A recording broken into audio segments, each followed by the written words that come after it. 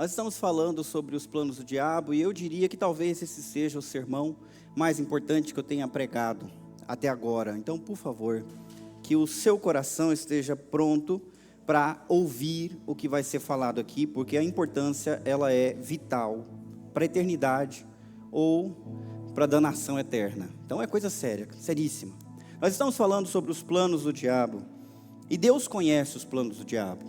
Tanto é que Ele deixou registrado para nós muitas dessas coisas.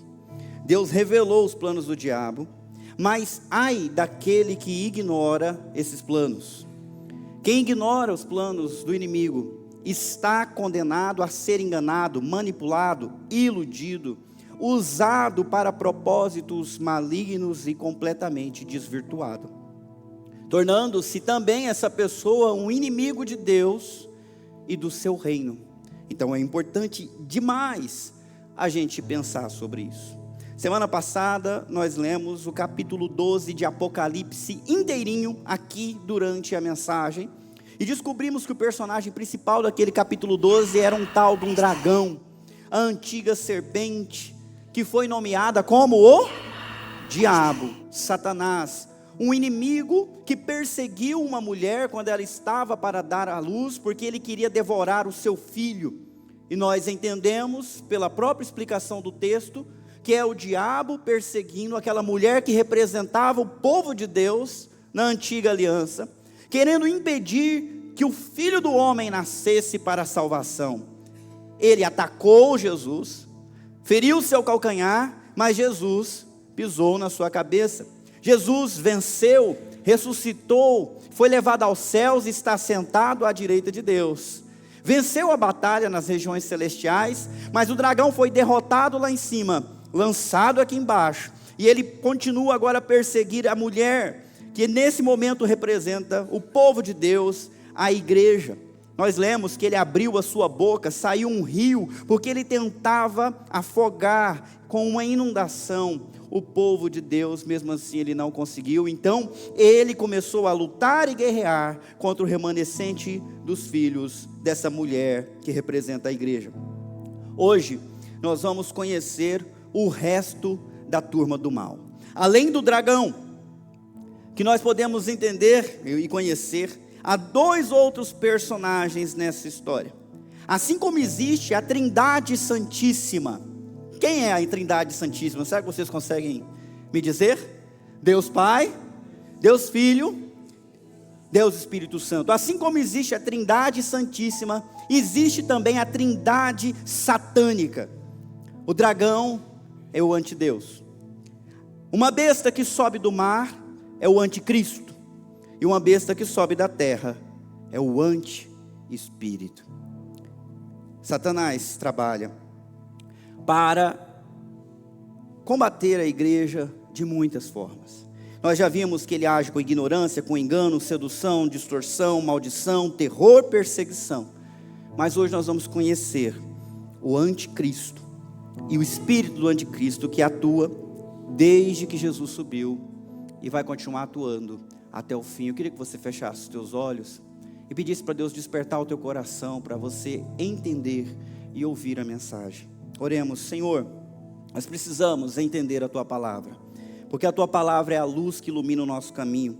Sem ela nós estamos na escuridão, e nós sabemos quem governa na escuridão, quem nos quer nas sombras, quem é esse Senhor do escuro, e nós não temos nada com Ele. Nós queremos, ó Deus, ser iluminados pela Tua palavra, pela luz gloriosa que vem do Senhor, que nos mostra onde estamos errados, que aponta aonde nós devemos andar, que ilumina o chão para que nós sabemos aonde devemos pisar. Ah, Senhor Deus, ilumina as nossas vidas, nossas mentes e corações, e fala conosco nessa noite, enquanto nós abrimos a Tua palavra, em nome de Jesus. Aqueles que concordam dizem amém. Por favor, vamos continuar a leitura da semana passada. Se você puder abrir para mim em Apocalipse, nós lemos o capítulo 12, mas ficou faltando o último versículo. Algumas traduções da Bíblia colocam o último versículo de Apocalipse 12 como uma introdução ou um título de Apocalipse 13. e eu entendo que isso seria muito correto, porque entre o 12 e o 13, parece que esse versículo 18 tem mais a ver com o 13 do que com o 12.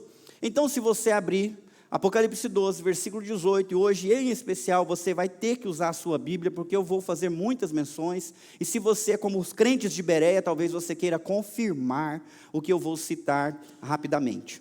Talvez hoje, mais do que nunca, você tenha que chegar na tua casa, procurar o canal da igreja e ouvir esse sermão mais uma vez, porque eu vou despejar um monte de informação sobre vocês, mas não pode ser informação que passe por um ouvido e saia pelo outro. Precisa ser entendido de verdade, tá bom?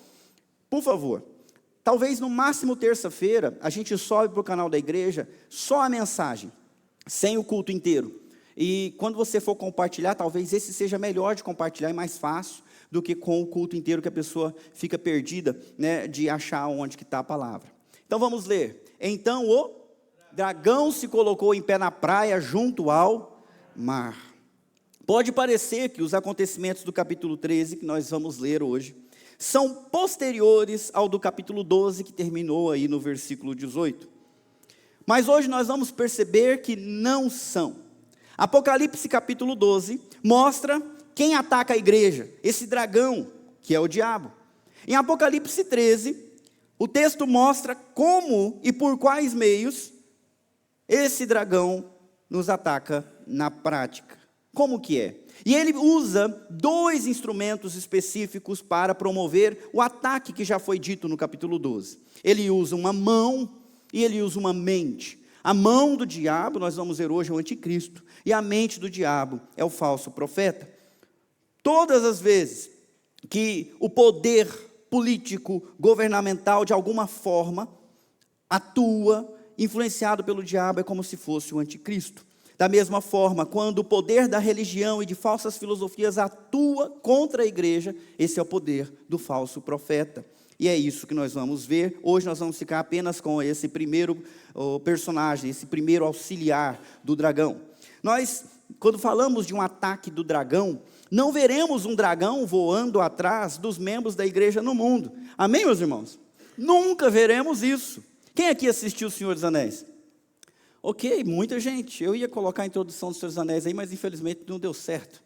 Mas no Senhor dos Anéis fala de dragão, e antes disso havia dragão. O Hobbit também conta um dragão, e pelo amor de Deus, se imagina se realmente sai do inferno um dragão cuspindo fogo e voando para consumir, sei lá, devorar as nossas vidas. Vocês topariam enfrentar um dragão cheio de escama, indestrutível?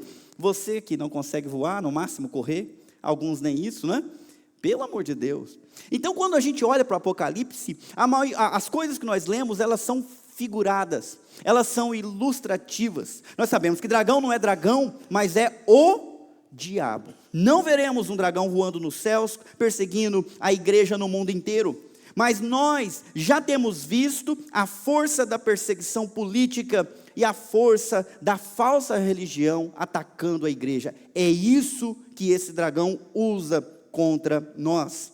O dragão é quem faz subir esses poderes, como nós vamos ver entrando no capítulo 13. E vocês me ajudem. Então vi sair do mar uma besta. Tinha 10 chifres e 7 cabeças e uma coroa em cada chifre. Em cada cabeça estavam escritos nomes de blasfêmias. A besta parecia um leopardo, mas tinha pés como de urso e boca como de... E o dragão deu à besta seu poder, seu trono e grande autoridade. Perceba, no versículo anterior, o dragão se colocou na areia da praia, perto do mar. E depois que ele invoca de alguma forma, sai, se levanta do mar uma besta. E todo mundo fala, nossa, como é que será que isso vai acontecer? Isso já tem acontecido. Tudo aqui é figurado. E a primeira coisa que nós vamos aprender é que o anticristo, aquele que luta contra Cristo, ele se levanta num tempo de muita turbulência. Todos os momentos da história, onde a turbulência, onde a causa é um momento propício para esse espírito do anticristo se manifestar de alguma forma. E nós vivemos tempos difíceis, e não parece que as coisas vão melhorar. Nós temos guerras, nós temos confusão, nós temos polarização, como alguns dizem, nós temos diz que diz, mentira e engano. Será que esse anticristo já não está por aí atuando? Quando a gente lê, vi sair do mar, não pense no mar, porque não é do mar que está falando. Mar na Bíblia tem um sentido específico em toda a literatura. Representa as nações degeneradas, perdidas de Deus. Pastor, como é que o senhor sabe disso? Lê na Bíblia.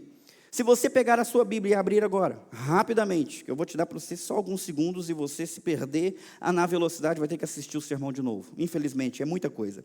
Isaías, capítulo 57, versículo 20. Isaías 57, 20, está escrito: os perversos, porém, são como o mar agitado, que nunca se aquieta e revolve lama e sujeira sem parar. É nesse sentido que surge a besta, da confusão de perversos, da confusão da multidão de pessoas que não temem a Deus. É daí que surge esse poder, essa besta com autoridade, como nós veremos. E aqui não é o único lugar aonde aparece essa ideia. Em Apocalipse mesmo, capítulo 17, 15, fala de uma meretriz, de uma mulher vestida de púrpura, que se assenta sobre muitas águas. E quando você lê Apocalipse 17, 15, há a explicação.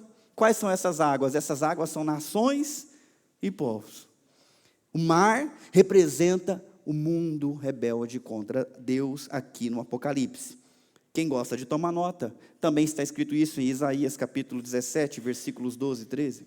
Também está escrito isso em Ezequiel 26, 3. E também está escrito isso em Apocalipse 11, versículo 7. Falando de abismo, muitas vezes o mar também é tratado como abismo. Então, é no meio de uma confusão, como um mar revolto, que essas coisas tendem a acontecer. Meus irmãos, como que foram os 4 últimos anos? Como que foi o ano de 2020 para vocês? Foi paz ou foi turbulento? Como que foi para a sociedade 2020, 2021, 2022? Como que tem sido? Em paz ou turbulento? Como se nós estivéssemos no meio de uma grande tempestade. É isso que está dizendo. É nesse mar revolto que se levanta essa besta. E aí continua a descrição. Ele tem uma descrição horrível. Quantos chifres? 10. E o povo já começa a ficar perdido. Porque ele tem 10 chifres, mas quantas cabeças? E aí, os 10 chifres estão numa cabeça ou estão espalhados nas outras 7? Nunca leio o Apocalipse assim. Não é essa a ideia. Não dá para a gente ter uma compreensão, um sentido literal de 7 e de 10. Tanto 7 quanto 10 são figuras de abrangência e plenitude. Está querendo dizer que essa besta tem controle pleno e total. Ela abrange tudo. Quando a gente olha para o texto, ainda fala que ela tem coroa. A coroa significa vitória, triunfo. Só bota uma coroa na cabeça quem tem um domínio, quem tem uma soberania sobre alguma região, senão não é rei de nada. Então nós temos um controle pleno e total dessa besta, representado pelo número 7, pelo número 10. Nós temos também a coroa mostrando isso. O que isso significa, pastor? Significa as forças combinadas dos governos mundiais contra os santos. E isso tem acontecido muitas vezes ao longo da história. Às vezes se unem o poder político, o poder judiciário, se une o poder religioso contra a fé, para prejudicar a fé. Esse é o poder do anticristo atuando. Vocês estão comigo, sim? Vocês sabiam que em 2009, toda uma família de norte-coreanos foi presa e condenados à prisão perpétua, porque foi encontrada uma Bíblia na casa deles? Dentre os presos condenados à prisão perpétua, estava um bebê de 2 anos, que está cumprindo prisão perpétua. E eu pergunto para vocês, um bebê de 2 anos, sabe alguma coisa? Consegue ler a Bíblia? Mas está preso. Porque o poder político naquele país atua atua contra Cristo. Ah, mas isso só acontece lá. Não, é que a Coreia é campeã mundial de perseguição aos cristãos. Nós temos também a China, que fica em 16º lugar, que só permite as religiões oficiais. E se você se reúne em algum grupo de comunhão não autorizado, você é inimigo do Estado e pode ser denunciado e ir para um campo de reeducação, porque você tem que adorar e servir o presidente Xi Jinping. Você tem que amar e entender que quem quer o teu bem é o Partido Comunista Chinês. E não tem liberdade para buscar a Jesus Cristo e ler a Bíblia e fazer o seu culto, a não ser do jeito que eles permitem, prestando contas. Isso é real no nosso mundo. Eu mostrei para vocês, no domingo passado, os países onde há grande perseguição, severa perseguição. Hoje, ainda andando pelo Twitter, eu vi um vídeo de alguns irmãos nossos adorando o Senhor Jesus, lá na Nigéria, dentro de uma igreja que só estava às paredes, porque a igreja foi queimada. E eles estavam sentados nas cadeiras adorando dentro daquela igreja queimada. Ao Senhor Jesus eles faziam isso. Esse espírito do anticristo se manifesta. É a força combinada dos governos mundiais contra os santos. Essa besta vem para fazer isso. E aqui a gente olha para ele e diz que ele tem uma disposição declaradamente contra Deus. O texto fala que em cada cabeça estavam escritos os nomes de blasfêmias. Ele tem uma disposição contra Deus e contra o povo de Deus. Ele só blasfema, ele não crê em Deus, ele não quer Deus, ele é contra Deus declaradamente. Sua aparência reúne características das bestas de Daniel capítulo 7. Por isso que eu falei que para entender o Apocalipse é preciso conhecer também o Antigo Testamento. Nós estudamos o livro de Daniel há alguns anos atrás, e lembramos que Daniel teve uma visão, onde iam aparecendo 4 bestas, uma após a outra, e aqui nós temos as 4 reunidas em uma. Naquela época, quando a gente leu, a gente entendeu que cada besta significava um império. O império medo-persa, o império babilônico, né, o império greco-helênico, e depois o império romano. Nós vimos isso. Agora aqui no Novo Testamento, após esses impérios terem subido, terem caído, novamente vem essa figura, todas essas características reunidas numa única besta. A besta parecia cadê o povo? Leopardo, rápido, mas tinha pés como de urso, forte, e boca como de selvagem, destruidora, feroz. É uma besta que expressa extrema força, crueldade e é sanguinária. Então nós estamos vendo tudo isso. O anticristo incorpora todo o poder, força e crueldade dos grandes impérios do passado. Isso acontece várias e várias vezes ao longo da história. O anticristo agirá no poder de Satanás. Porque quando a gente olha na parte final do versículo 2, e o dragão deu à besta seu poder, seu trono e grande autoridade. O grande dragão, que nós sabemos que é Satanás, deu para quem o seu poder, o seu trono e a sua autoridade? Para a besta. É o fantoche dele, é um instrumento dele. Ele pega esse poder que ele roubou dos nossos pais, Adão e Eva, através do engano e da mentira, e ele empresta esse poder para essa besta que representa todo o espírito anticristo. É nesse poder que ele age. Essa besta assustadora, esse anticristo, recebeu o poder do diabo e sua autoridade para enganar e perseguir. Ele recebeu autoridade para repetir o que foi feito contra Jó. Quem sabe o que foi feito contra Jó? Quem gostaria de passar pela mesma experiência? Levantem a mão para a gente ver aqui os fervorosos, pacientes, que topam sofrimento só para provar que ama a Deus pelo quem Ele é e não pelo que Ele te dá. Levantem as mãos, fiquem em pé, nós vamos orar para Deus dar isso para você então. Ninguém, né? Ninguém quer passar, ninguém quer comer o pão que o diabo amassou, mas adivinhe, Satanás deu a autoridade, o poder e o trono para que coisas assim sejam feitas com irmãos nossos e talvez até mesmo com você. Irmãos nossos estão passando por isso nesse instante, tendo seus bens sequestrados, sua liberdade interrompida, presos em cadeias.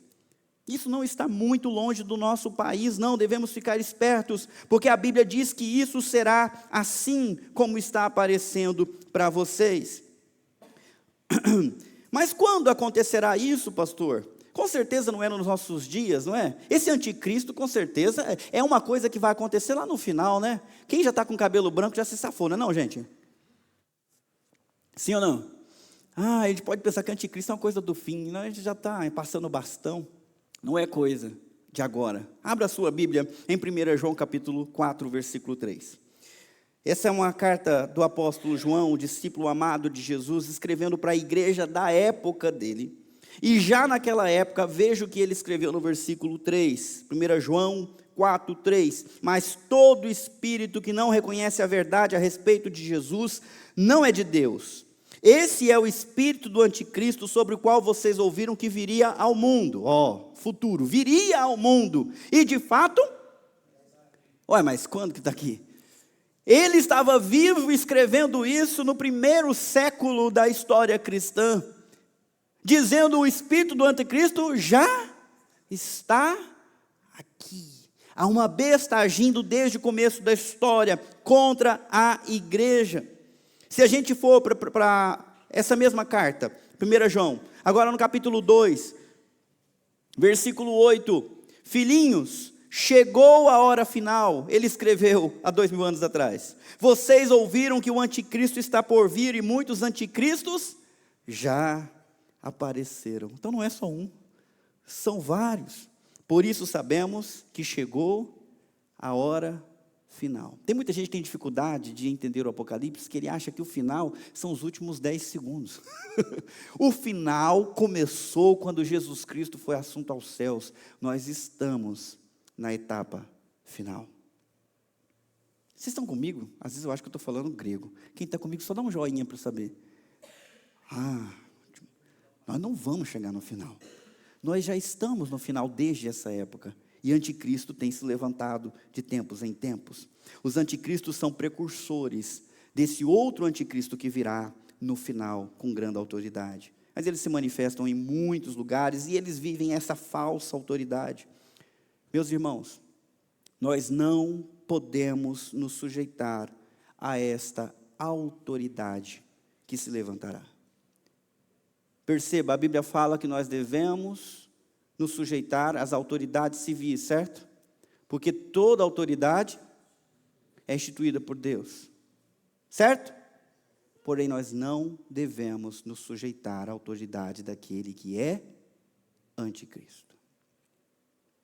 Como assim, pastor? Não podemos obedecer os seus comandos. Mas não vamos desobedecer, ele vai acabar com a gente. Isso. Porque a nossa fidelidade é a Cristo. Todas as outras regras que não afrontam a lei de Cristo, nós podemos obedecer. Mas toda regra, todo poder, toda imposição, toda autoridade que é contra Cristo, nós não devemos obedecer, porque a nossa submissão primária é ao Senhor dos senhores e ao Rei dos reis. Vocês estão prontos para dizer não, para desobedecer e para enfrentar a ferocidade e a raiva de poderes que não querem Cristo e nem a sua igreja no mundo? Eu vejo que alguns de vocês às vezes estão cansados, se lamentando, sofrendo por coisas pequenas. Fique esperto. Às vezes Satanás parece alguém que sabe hipnotizar a gente, distrair a gente. Acorda! Você não sabe o que vem pela frente. Alguns irmãos nossos estão passando por dificuldade de verdade, nós não, ainda não. Mas devemos estar preparados, porque temos que ter culhões, coragem, fé e disposição para honrar ao Senhor Jesus Cristo até a morte. Porque o anticristo se levanta e se levantará com essa falsa autoridade que não merece ser obedecida.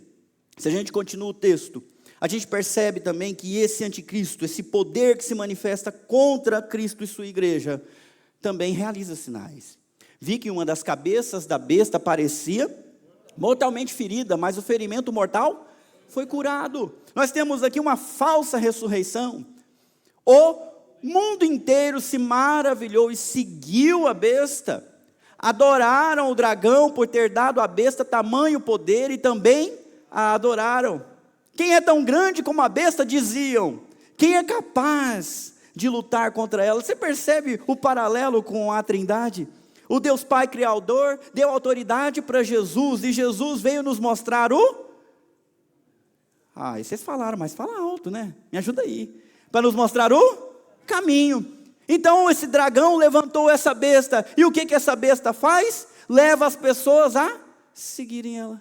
Olha lá, o mundo inteiro se maravilhou e seguiu a besta, porque ela tinha uma ferida mortal em uma das suas cabeças, mas não morreu. Não morreu. E com isso as pessoas adoraram a besta e o dragão. Em outras palavras, estão adorando o servo do diabo e o diabo, o anticristo e o antideus. O anticristo, meus irmãos, será adorado em toda a terra. Quem gosta da Bíblia, 2 Tessalonicenses, capítulo 2, versículo 9, te dou 5 segundos. 5, 4. 2 Tessalonicenses 2, 9. Falando do anticristo, diz: esse homem virá para realizar o trabalho de Satanás, com poder, sinais e falsas maravilhas, e com todo tipo de mentira perversa para enganar os que estão caminhando para a destruição, pois se recusam a amar e a aceitar a verdade que os salvaria. É isso que o texto fala. Esse poder que se levanta quer nos conduzir para adorar outro que não o Deus verdadeiro, mas nos levar a adorar o dragão, que é o diabo, nos levar a seguir a besta, que é o anticristo. E as pessoas que amam ele, que seguem ele, amam a mentira e desprezam a verdade. E não são poucas pessoas, porque o texto diz que o mundo inteiro, queridos, não é sinal de saúde estar bem ajustado a uma sociedade profundamente doente. Se você pensa como todo mundo pensa, péssimo sinal para você. Porque o mundo inteiro vai adorar a besta. O mundo inteiro entra no engano. Nós precisamos ser diferentes.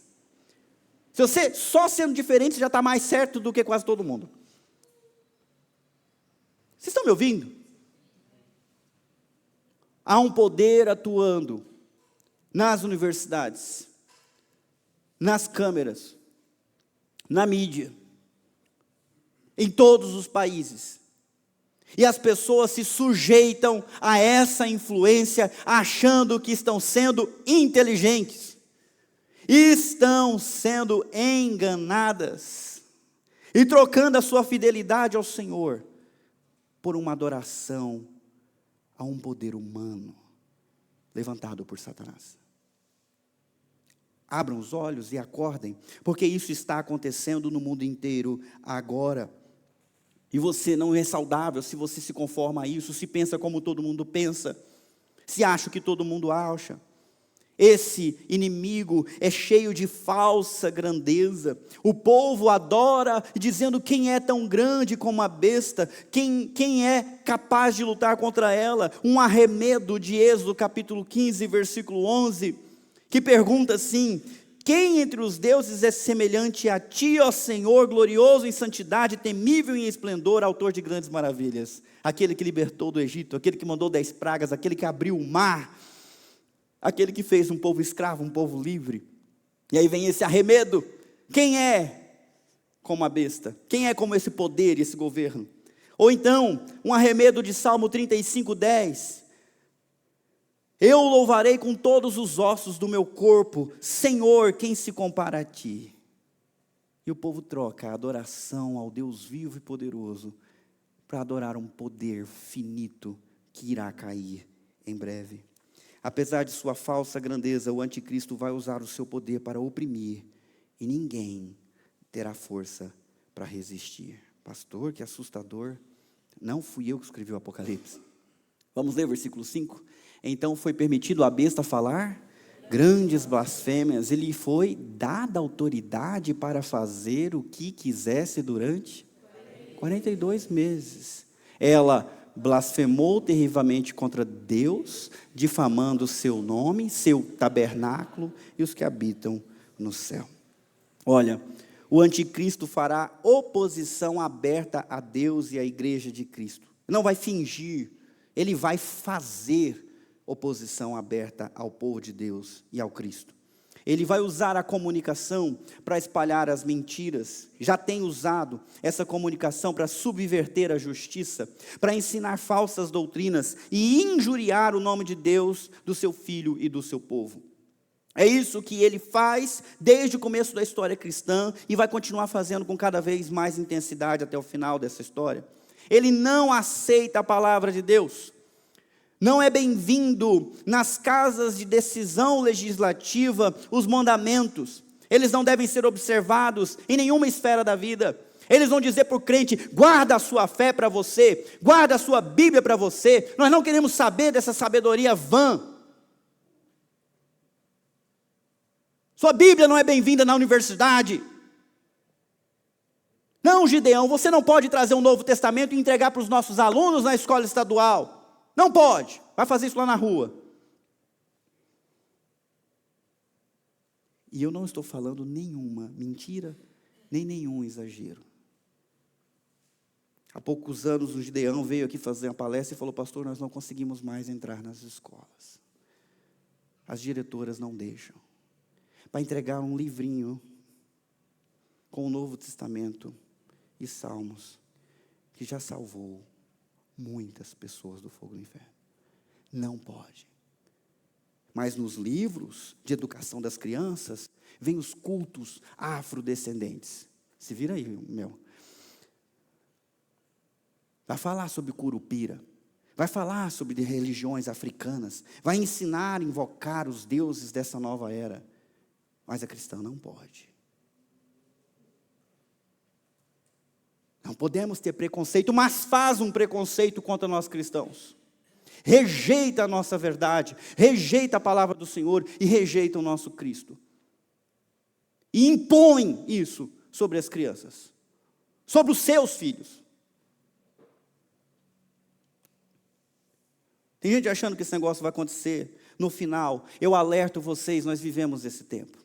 Quem lia o capítulo 11, achando que aconteceu o capítulo 11, depois vem o capítulo 12, depois vem o capítulo 13, há algo que liga os 3 capítulos. O que significa 42 meses? Quanto que dá 42 meses? Dá quantos dias? 1000, quem estava semana passada aí, me ajuda, gente? 1260. E quanto que dá isso em anos? 3 anos e meio. E quanto que dá isso em meses? 42 meses. E como é que isso também é representado em outros lugares do Apocalipse? 1 tempo, 2 tempos? Metade de um tempo. O mesmo tempo em que as testemunhas profetizam do capítulo 11, é o mesmo tempo que é dado a Satanás perseguir a mulher no capítulo 12. E agora, falando da besta que ele levanta, qual que é o momento em que ele atua? Os mesmos 42 meses. Tem gente que não sabe ler o Apocalipse, que não percebe esse fio, ligando todo o capítulo 11, 12, 13, está falando do mesma época. O diabo está por trás disso, trabalhando durante esse mesmo período, não são histórias distintas, é o mesmo período histórico que está sendo apresentado para nós, e nós estamos nessa época agora, enfrentando essa perseguição cheia de autoridade, e perceba, eu destaquei, foi permitido, foi dada autoridade. Deus sabe que isso aconteceu e Deus está deixando acontecer. Isso vai aparecer de novo. Ele vai fazer o que quiser durante esse tempo. Ele vai estabelecer a regra que quiser durante esse tempo. Não que a gente tenha que aceitar, não que a gente não tenha que lutar contra isso, mas devemos ficar espertos sabendo que será assim, já é assim. Foi permitido, foi dada autoridade para difamar o Deus que habita no povo e o povo que habita em Deus. Quando fala de tabernáculo, nós sabemos que o nosso Senhor veio tabernacular conosco. Ele enviou o seu Espírito para viver na igreja, a igreja vive em Deus e Deus vive nela. E ele blasfema contra a igreja e blasfema contra Deus e o lugar da sua habitação. É por isso que está aí desse jeito. Bom, chegando mais adiante, eu tenho muito o que falar e pouco tempo. Versículo 7, foi permitido a besta guerrear contra o povo santo e De novo, gente. Foi permitido a besta contra o povo santo Espera aí, pastor. A Bíblia não diz que nós devemos resistir a Satanás e ele, como pessoa, sim. Como cristão, sim, ele não vai te vencer. Mas a igreja, ele vai fazer o que quiser com essa igreja. Ele vai atacar essa igreja. Alguns Deus vai livrar, outros não. Muitos vão morrer, muitos vão ser presos, como a gente vai ver dali. Satanás, ou essa besta, é cheia de uma falsa soberania sobre todos os povos. Ele vence, ele vai fazendo recuar, vai colocando limites cada vez mais duros, vai colocando um poder cada vez mais impositivo contra o povo de Deus. Não apenas difama, ele guerreia contra o povo santo e vence. A Bíblia fala de uma época de grande apostasia. Em 2 Tessalonicenses, capítulo 2, 4, fala que ele se exaltará e se oporá a tudo que o povo chama de Deus, e a todo objeto de culto, e até se sentará no templo de Deus, e se fará passar por Deus. Jesus profetizou falando de uma grande tribulação, em Mateus 24, 21 e 22, que por amor dos eleitos foi diminuída. Nós não somos livres dessa tribulação, nós passaremos por ela. E pela misericórdia do Senhor ela foi diminuída. Foi limitada por causa dos escolhidos. Bom, continuando o texto. E ele recebeu autoridade para governar sobre toda tribo, povo, língua e nação. Então aonde que ele governa? O mundo inteiro, obrigado. E todos os habitantes da terra. Espera aí, pessoal. Não é um ou outro. Todos os habitantes da terra adoraram a besta, são eles os que não têm os nomes escritos no livro da vida, que pertence ao Cordeiro que foi morto antes da criação do mundo. Olha, quem vai adorar essa besta? E a resposta está ali: os que não têm o nome escrito no livro da vida.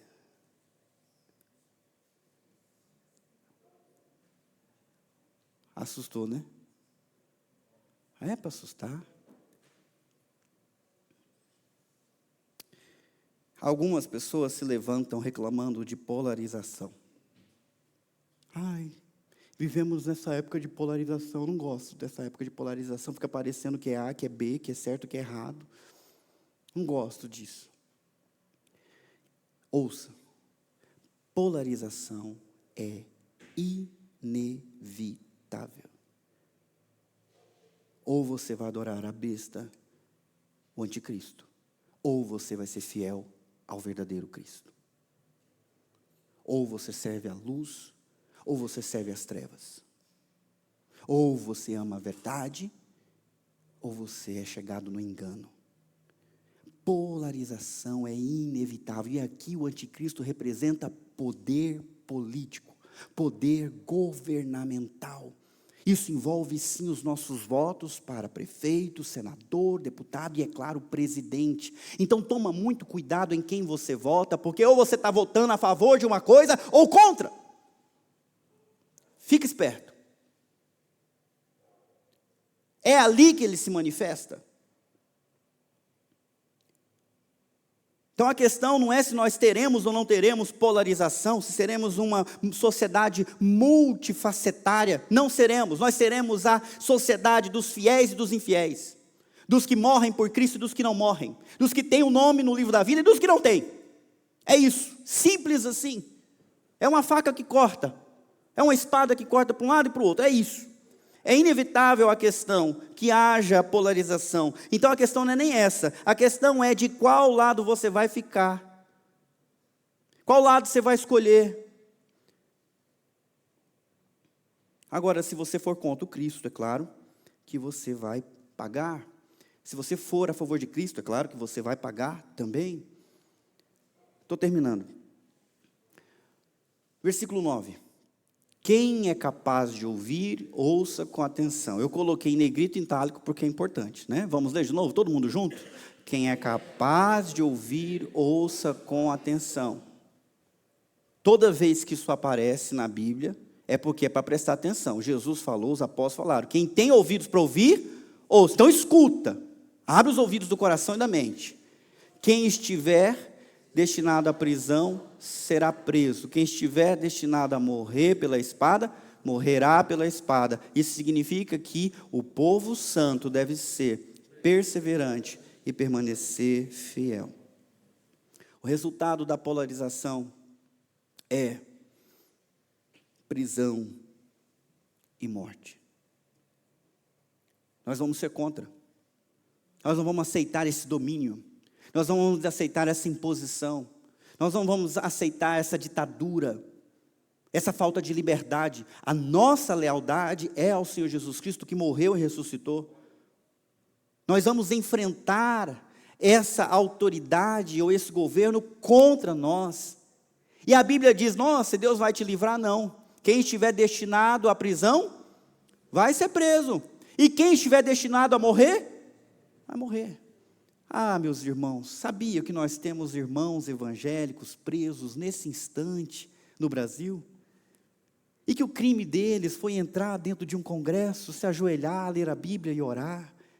E isso foi considerado atentado contra o Estado democrático de direito? Pessoas entraram naquilo ali para quebrar, explodiram bomba, arrebentaram com vidraça e não aconteceu nada.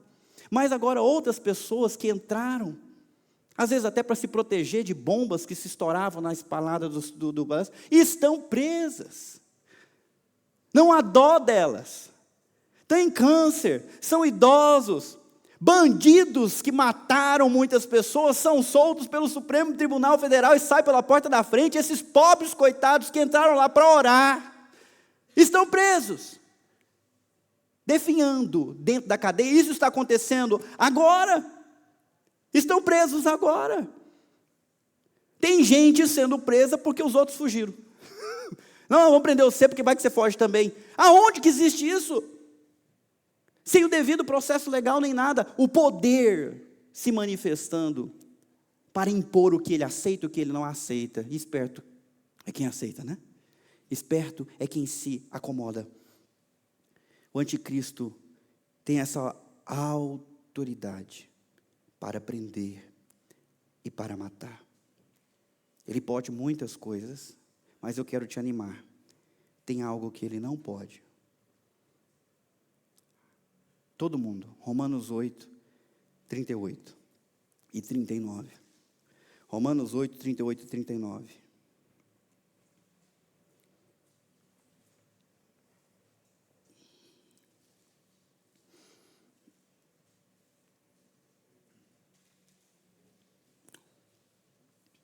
Acharam?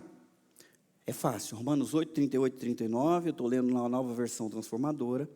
Está escrito assim: e estou convencido que nem morte, nem vida, nem anjos, nem demônios, nem o que existe hoje, nem o que virá no futuro, nem poderes, nem altura, nem profundidade, nada em toda a criação jamais poderá nos separar do amor de Deus, revelado em Cristo Jesus, nosso Senhor. Ele pode sim prender, ele pode sim matar os cristãos, mas ele não pode nos separar do amor daquele que morreu por nós na cruz, e que prometeu que aquele que for fiel até a morte, vai receber a coroa da vida. Quem crê em mim, ainda que morra, viverá, porque o amor de Cristo vence a morte e nos coloca de pé. É por isso que a nossa fidelidade deve ser ao Senhor Jesus Cristo, que é o único que tem autoridade para devolver a vida, para ressuscitar dos mortos, e para nos levar para o novo céus e nova terra, onde haverá justiça, e aonde Ele reina, sozinho no seu trono. E nós nos sujeitamos a Ele, que é um justo juiz, um reto juiz, um perfeito rei, cheio de sabedoria e de amor pelos seus súditos, pelo seu povo. Aqui nesse mundo, nós não veremos isso, e teremos que pagar por não acreditar nisso. Portanto, meus irmãos, fica o apelo: ninguém, além de Cristo, tem o direito e autoridade para governar o que você pensa. Ninguém, por maior que pareça ser, pode ditar para você o que você tem que pensar. É Jesus Cristo que tem essa liberdade. Ninguém pode definir a sua sexualidade. É Jesus Cristo quem definiu. Ninguém tem autoridade para definir a sua identidade. A sua identidade está escondida em Cristo. Ninguém pode dizer o que você tem que amar, o que você tem que odiar. Ninguém pode dizer o que você vai fazer com o seu corpo pertence a Cristo, você entregou a Cristo. Suas mãos, seu coração, o seu respirar, a sua vida é dele. Ninguém tem o direito de dizer aonde você vai, aonde você não vai. As suas atitudes, você presta conta delas a Cristo. É a Cristo. Daniel 7:13 diz: Depois em minha visão naquela noite, vi alguém semelhante a um filho do homem vindo com as nuvens do céu, e ele se aproximou do ancião e foi conduzido à sua presença. Recebeu autoridade, honra e soberania, para que povos de todas as nações, raças e línguas lhe obedecessem. Seu domínio é eterno, não terá fim, seu reino jamais será destruído. Ainda bem que nós não vivemos nesses tempos sombrios, né? Onde um poder se levanta com autoridade sobre o corpo, sobre a vida e sobre as pessoas. Ainda bem que a gente não vive assim, né? Numa época em que alguém arvora sobre si a autoridade de dizer quem vive e quem morre, quem é livre e quem não é. Não vivemos. Desculpa o meu cinismo, mas agora eu vou mostrar para vocês como que isso se aplica na prática e no tempo que nós vivemos. O Conselho Federal de Medicina soltou uma resolução, a resolução número 2378, nesse ano de 2024, proibindo os médicos de realizarem o procedimento que se chama assistolia fetal em gestações com mais de 22 semanas decorrentes de estupro. Para quem não entende, é uma injeção de cloreto de potássio direto no coração do bebê, dentro da barriga da mãe, para forçar a parada cardíaca e a morte do bebê antes do parto.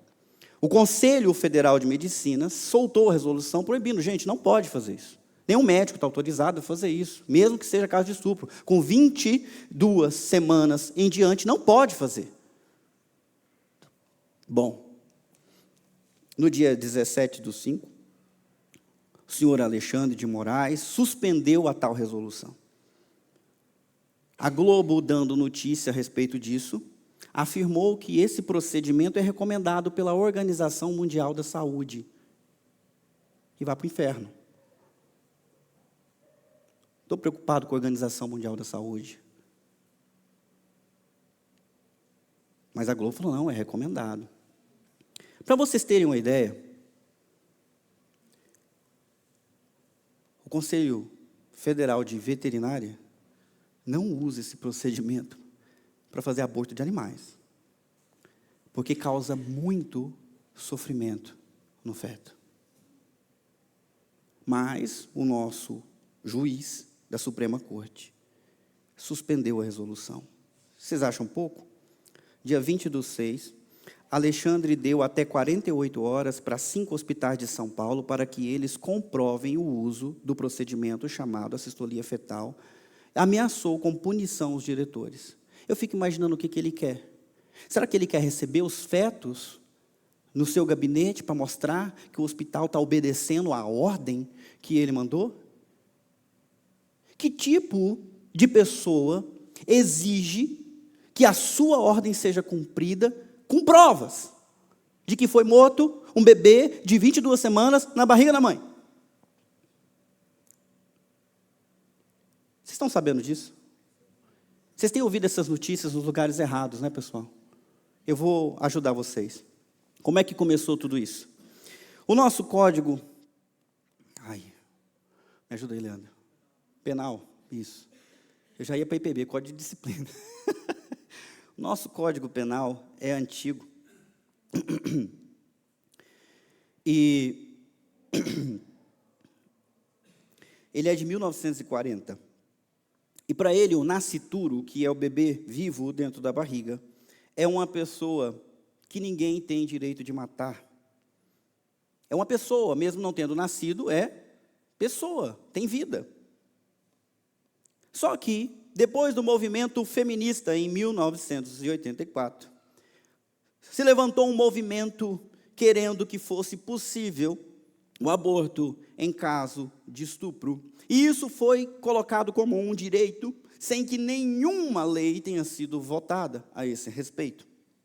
Em 8/3/89, foi criado um programa de aborto legal por estupro, foi criado por um médico, e foi criado em um hospital, onde mulheres grávidas até o 3º mês de gestação, com a apresentação de um boletim policial, demonstrando que ela foi de fato, ela fez o registro de que ela foi realmente atacada, violentada, e também um laudo do Instituto Médico Legal, comprovando que houve mesmo um estupro. Era preciso ter esses documentos para fazer o tal aborto até a terceiro mês da gestação. 89. 1998, 10 anos depois, já tinha 18 hospitais no Brasil que ofereciam esse serviço, mas era necessário boletim de ocorrência e laudo do Instituto Médico. Sem isso, não fazia. Mas, em setembro de 98, veio à tona o caso de uma menina de 10 anos que foi estuprada, ficou grávida, estava grávida 4 meses e meio, 18 semanas. Isso gerou uma comoção. Então, em novembro daquele ano, José Serra, ministro da Saúde, publicou uma norma técnica regulamentando o aborto por estupro até a 20ª semana, com dispensa do laudo do Instituto Médico Legal. Basta o BO. Hoje a gente faz BO até pela internet. Em 15/12/2004, o ministro da Saúde, Humberto Costa, reeditou a norma técnica e disse: o Código Penal não exige qualquer documento para a prática de abortamento em caso de estupro, e a mulher não tem dever legal de noticiar o fato à polícia se não quiser. Não pode ser negado a ela abortamento. A palavra da mulher deve ter credibilidade ética e legalmente presunção de veracidade. Mulheres grávidas não mentem. Né? Talvez homens mintam, mulheres não. Vocês sabem o que acontece no Brasil, né? Foi aberta uma porta para que qualquer pessoa simplesmente diga: eu estou grávida, mas é um estupro. Eu não queria, e agora eu não quero bebê. Eu quero passar pelo aborto, eu quero que esse bebê morra. Que matem ele dentro da minha barriga. Afinal, ele nem é uma vida, é um conglomerado de células. A história continua. Em agosto de 2020, uma menina de 10 anos engravidou de um abuso, e essa gravidez foi descoberta com 23 semanas.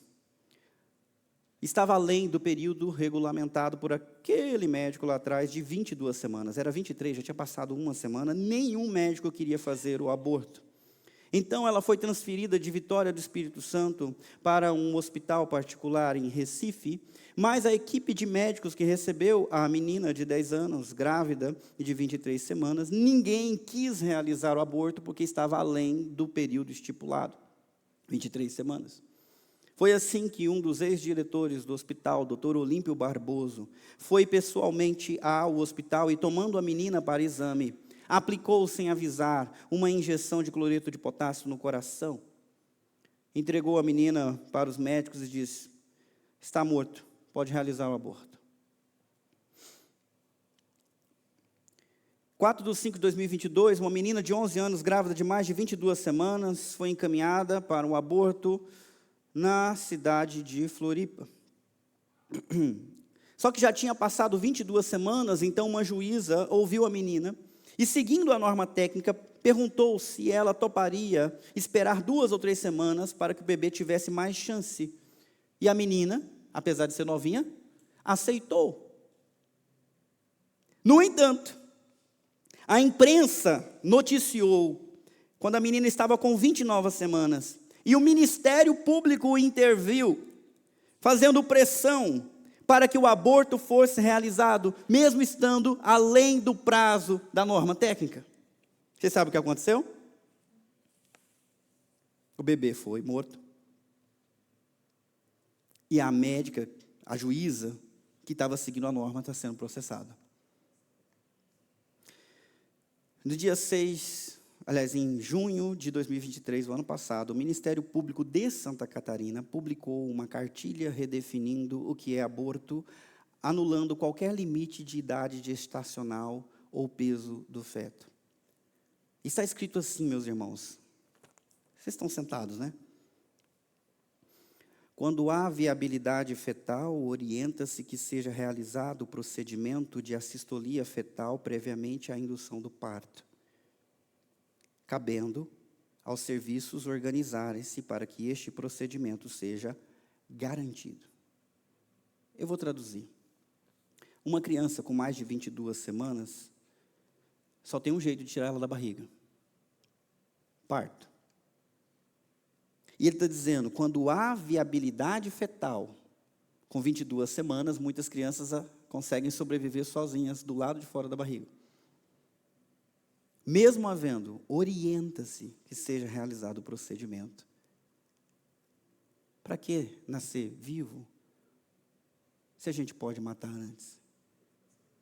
Tem que nascer morto. Vocês estão comigo, meus irmãos? Às vezes eu acho que eu estou falando, vocês estão viajando.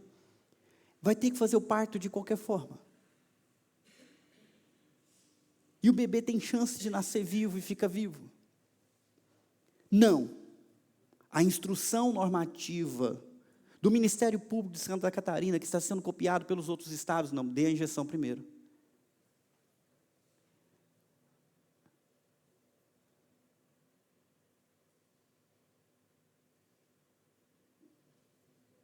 Eu vi a história de uma mulher que foi no parquinho com a empregada, e a empregada deu para ela um líquido para ela beber. Ela bebeu. E daí em diante ela não se lembrava mais nada. Ela era adolescente. Voltou para casa com dores na sua região genital e depois descobriu que estava grávida. A mãe apoiou aquela filha, falou, nossa filha, como é que isso foi acontecer? Cheio de culpa, né? Mas a gravidez rolou. Rolou. E quando já podia tirar o bebê, a médica falou, olha, seria bom a gente aguentar mais um pouquinho para ele ter mais chance. Vocês não precisam nem olhar para o bebê, porque se você não quer o bebê, não precisa ficar com ele. Você pode entregar para adoção, isso não é crime. Beleza, beleza. No dia do parto, o bebê nasceu. E a avó, a mãe da menina, viu o bebê, pegou o bebê e veio falar para sua filha, é um menino bonito e saudável. E se você topar, minha filha, nós vamos cuidar dessa criança. A menina topou. E agora, do alto dos seus quase 40 anos, ela fala, esse menino cresceu.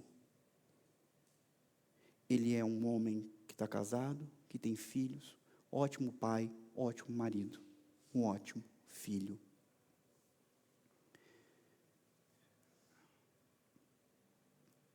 Alguns anos atrás, antes da eleição, um dos candidatos escreveu uma carta para os evangélicos e gravou o vídeo dizendo, eu sou pai, eu sou avô, eu sou contra... Quem está comigo? O aborto. Mas agora, diante de toda essa polêmica, esse mesmo ser que agora está sentado na cadeira de presidente, disse, por que querem impedir a menina de fazer o que ela quer? Que tipo de monstro vai sair do ventre dela? Meus irmãos, quem mente serve o pai da mentira. Eu não consigo ser mais claro que isso. Quem mente serve o pai da mentira. Se para conseguir um apoio e chegar no poder, diz que é contra, mas quando está no poder, diz que tem que impedir um monstro de nascer, um bebê inocente que nunca fez nada de errado, essa pessoa não serve a Deus. Isso está acontecendo no nosso país. E cristãos apoiam. Eu tenho dúvidas de que muitos cristãos têm uma marca do Cordeiro.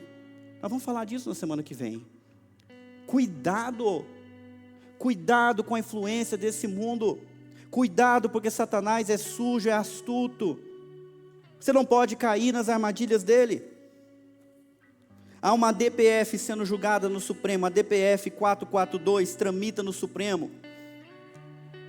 A relatora era a ministra Rosa Weber, que antes de aposentar, resolveu dar o seu voto, para não deixar ninguém trocar. Como último ato, antes da sua aposentadoria, essa mulher escreveu no seu voto: não há mais que se falar em direitos fundamentais, nem portanto em direito à vida, antes do nascimento, independente se estivermos tratando de uma gestação que seja fruto de violência. O problema era a violência, agora não é a violência mais, é qualquer bebê. Citando a Constituição, os bebês só são cidadãos brasileiros depois de nascer vivo. Se não nasceu, mesmo que esteja vivo, não é um cidadão brasileiro, nem tem direito à vida. Está escrito num documento. Essa é a decisão da relatora. A Argentina já liberou. Países da Europa já liberaram. E nós temos que lutar para proteger um bebê dentro da barriga da sua mãe. Fala para mim que não é o momento, nós já não estamos vivendo na época do anticristo. E alguns brincando de ser crentes.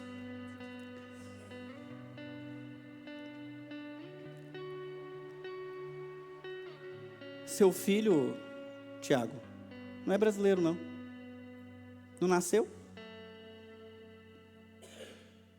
Não é amparado pelo voto da relatora. Para ela, se você desistir dessa gravidez, tudo bem.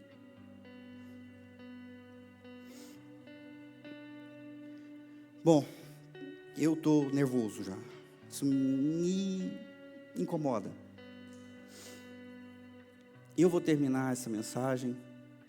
Eu só quero mostrar para vocês que isso está acontecendo agora. Não é amanhã, é agora. E alguns de vocês estão repetindo ladainha de jornalista, de mídia, de artista. Uma lei que foi feita para proteger a vida no ventre, eles chamaram de lei do estuprador. Porque se a mãe matar, não fizer se ela fizer o aborto após as 22 semanas, ela vai pagar, vai responder como homicídio. Ah, mas não pode, porque o estuprador fica menos preso. Então surgiram com um projeto de lei para aumentar a pena para o estuprador. Vai lá ver quem votou a favor e quem votou contra. Pesquisa. Esses que dizem defender a vida, não, o estuprador tem que soltar. Não, deixa a pena como que está, como aumentar para 30 anos. Eles defendem quem é mau. E vão atrás de quem não pode se defender e não fez nada de certo ou de bom, ou de errado. Vocês estão entendendo como é que nós estamos? Presta atenção quem você vai votar para vereador nesse ano. Presta atenção quem você vai votar para prefeito nesse ano. Presta atenção, porque o anticristo vai se colocar no poder. Mas você, com certeza, não quer ter sido instrumento para ajudar nisso, não é? É uma batalha que nós enfrentamos.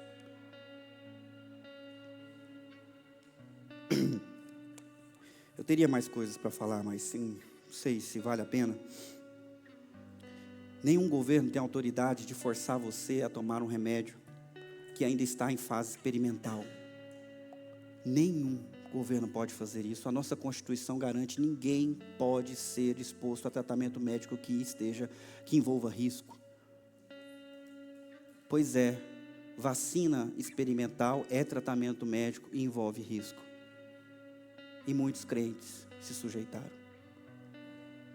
Vocês que acreditam na marca do 66, está facinho fazer vocês colocarem. Basta ameaçar com a perca do emprego. Basta ameaçar: não, seu filho não pode vir para a escola. Estou nem aí com a escola. Minha fidelidade é Jesus Cristo. Ninguém vai atentar contra a vida ou vai expor os meus filhos a risco só por cima do meu cadáver. A responsabilidade é minha. Nenhum dos meus filhos passou por esse procedimento louco.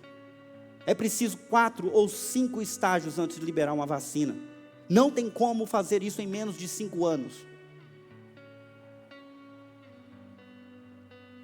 E nós embarcamos nessa loucura aí. E agora estamos vendo pessoas morrendo de trombose pulmonar, infarto, crianças com infarto, com 4, 5 anos de idade, atletas morrendo em maratona. Eu não sei qual é a relação, só fico desconfiado. Ninguém me manda fazer nada, eu sou sujeito ao Senhor Jesus Cristo. E se eu estou fora da lei, então vamos levar para a cadeia. Mas eu não me sujeito. Vamos orar?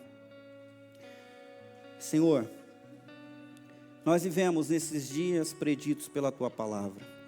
Dias que outros irmãos enfrentaram no passado, quando o Estado vinha ferozmente contra a sua fé, contra a vida. Muitos foram perseguidos, muitos foram mortos, muitos foram presos.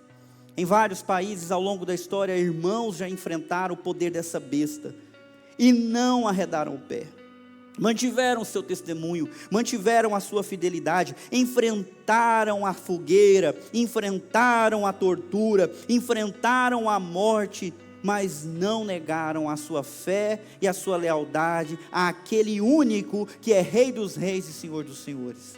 E agora chegou a nossa vez, Senhor, e o que será de nós? Diz a Tua palavra que o que o Senhor espera de nós, ó Deus, é fidelidade e perseverança, que nós permaneçamos fiéis ao único Rei, e é isso que nós queremos fazer. Deus, envolve a Tua igreja agora com autoridade, com ousadia, com coragem para arcar com as consequências de servir ao único Deus, de ser fiel a quem é Rei por direito, Senhor por direito. Nos ajuda, Deus, a ter coragem de falar não para toda imposição ditatorial, para toda influência satânica, maligna, que outros acham legal, que outros acham tolerância, que outros acham que é correto, mas a Tua palavra diz que não é. Nós queremos, ó Deus, guardar o nosso coração e servir aquele Rei que reina nos céus e reinará sobre a terra.